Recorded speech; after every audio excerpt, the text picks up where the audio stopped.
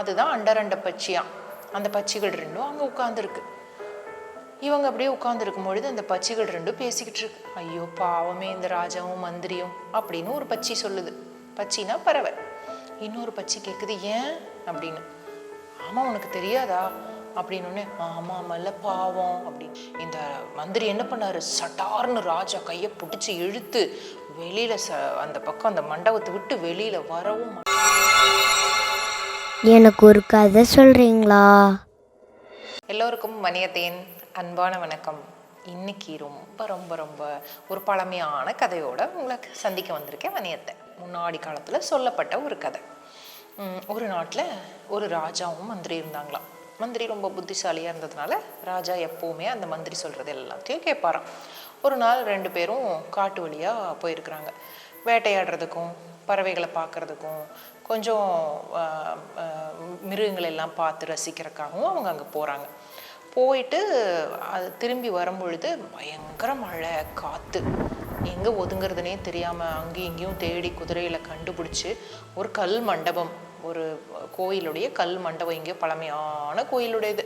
அந்த கல் மண்டபத்தில் பார்த்துட்டு அதுக்கடியில் போய் சரி வாங்க நம்ம இங்கே இருந்துட்டு அப்புறமா மழை விட்டதுக்கப்புறம் நம்ம போய்க்கலாம் அப்படின்னு 2 பேரும் அந்த கல் மண்டபத்தில் போய் உட்காந்து பேசிக்கிட்டு இருக்கிறாங்க. எப்போ இந்த மழை விடுறது, நம்ம எப்போ போகிறது, இருட்டிரும் போல் இருக்கே, நம்ம இங்கேயே தங்கிக்கலாமா அப்படின்னு பேசிகிட்டு இருக்கிறாங்க. அதே சமயத்தில் அந்த கல் மண்டபத்தை ஒட்டி இருந்த ஒரு மரத்தில் 2 பறவைகள் உட்கார்ந்துருந்தது. அந்த பறவைகளுடைய பேர் என்ன தெரியுமா?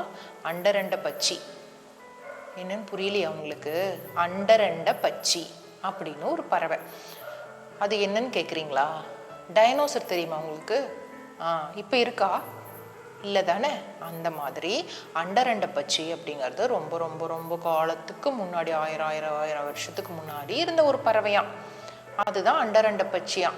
அந்த பட்சிகள் ரெண்டும் அங்கே உட்காந்துருக்கு. இவங்க அப்படியே உட்காந்துருக்கும் பொழுது அந்த பட்சிகள் ரெண்டும் பேசிக்கிட்டு இருக்கு. ஐயோ பாவமே இந்த ராஜாவும் மந்திரியும் அப்படின்னு ஒரு பட்சி சொல்லுது. பட்சினா பறவை. இன்னொரு பட்சி கேட்குது, ஏன் அப்படின்னு. ஆமா உனக்கு தெரியாதா அப்படின்னு. ஆமா மல்ல பாவம் அப்படின்னு. மந்திரிக்கு பறவைகளுடைய மொழி தெரியும். அதனால உன்னிப்பா கவனிக்கிறாரு. இங்க ராஜா கூட பேசிட்டு இருக்காரு, ஆனா அந்த பறவைகள் என்ன பேசுதுன்னு அப்படியே கவனிக்கிறாரு. அந்த பறவை ஒண்ணு சொல்லுது, இன்னும் கொஞ்ச நேரத்துல இந்த கல் மண்டபம் எல்லாம் இடிஞ்சு விழுக போகுது, 2 பேரும் நசிங்க போறாங்க, அது தெரியாம சந்தோஷமா பேசிட்டு இருக்காங்களே அப்படின்னு அந்த ஒரு பறவை சொல்லி இன்னொரு பறவை கேட்டுட்டு இருக்கும் பொழுது இந்த மந்திரி என்ன பண்ணாரு, சட்டார்னு ராஜா கையை பிடிச்சி இழுத்து வெளியில அந்த பக்கம் அந்த மண்டபத்தை விட்டு வெளியில வரவும் மண்டபம் இடிஞ்சு விழுவும் சரியா இருந்துச்சு. ராஜா அப்பாடா நல்ல வேலை என்ன காப்பாத்தின, நீ மட்டும் இல்லைன்னா எப்படி என்ன காப்பாத்தின, எப்படி உனக்கு தெரிஞ்சிச்சு, எப்படி திடீர்னு என்னை பிடிச்சி இழுத்துட்டு வந்த அப்படின்னு கேட்டாரு. இதோ அந்த மரத்துல 2 அண்டரண்ட பட்சிகள் உட்காந்து பேசிக்கிட்டு இருந்துச்சு.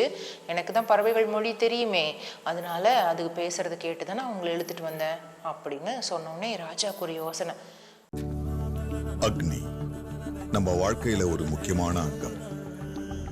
திருமணம், கிரகப்பிரவேசம், ஏன் நம்ம வாழ்க்கையில வர அனைத்து ஆரம்பங்களுக்கும் சாட்சி அக்னிதான்.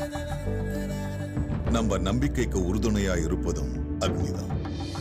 தரமானதை உருவாக்குறதும் அக்னிதான். இப்படி தரத்தினால உருவாறதுதான் அக்னி 500D கம்பிகள்.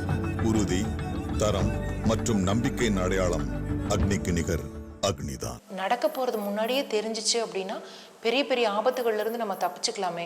அப்ப அந்த அண்டரண்ட பட்சிகளை பிடிச்சிட்டு போய் நம்ம வச்சுக்கிட்டோம் அப்படின்னா நமக்கு ஆபத்துகள் வரும்போது அது பேசும்போது நம்ம தெரிஞ்சுக்கிட்டு ஆபத்துல தவிர்த்துக்கலாம், பிடிச்சிக்கலாமா, நம்ம பிடிச்சிட்டு போகலான்னு சொல்லிட்டு நினைக்கிறார் ராஜா. இப்படி நினைச்ச உடனே இந்த அண்டரண்ட பட்சிகளுக்கு இருக்கிற பவர் என்னன்னா, யாராவது தாங்க முன்னாடி நிற்கிறவங்க நினைச்சா அதையும் புரிஞ்சுக்கக்கூடிய சக்தி அதுக்கு இருந்துச்சு. ஓ எங்களை பிடிச்சிட்டு போய் நீ அரண்மனையில் வச்சு பார்க்கலான்னு பார்க்குறியான்னு சொல்லிட்டு சடார்னு அங்கிருந்து தப்பிச்சு பறந்து போயிடுச்சுங்களாம் அந்த 2 பட்சிகளும். அதற்கப்புறம் அங்கிருந்து இவங்க நாட்டுக்கு திரும்பி வந்துட்டாங்களாம். இதோட கதை முடியுது.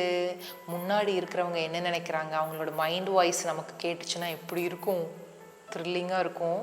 சம்டைம் அழுக வரும், சம்டைம் கோவம் வரும், சம்டைம் சிரிப்பு வரும் இல்லையா? அது தெரியாமல் இருக்கிறது தான் நமக்கான சுவாரஸ்யம் இல்லை? நீங்கள் டீச்சரை பற்றியும் அம்மாவை பற்றியும் அப்பாவை பற்றியும் அவங்க கண்டிக்கும் போது, அவங்க ஏதாவது உங்களை திட்டும் போது நீங்கள் நினைக்கிறதெல்லாம் கேட்டுச்சுன்னா எப்படி இருக்கும்? நினச்சி பாருங்க. இன்னும் நிறைய கதைகளோட வணியத்தை உங்களை சந்திக்க வரேன். அது வரைக்கும் நன்றி, வணக்கம்.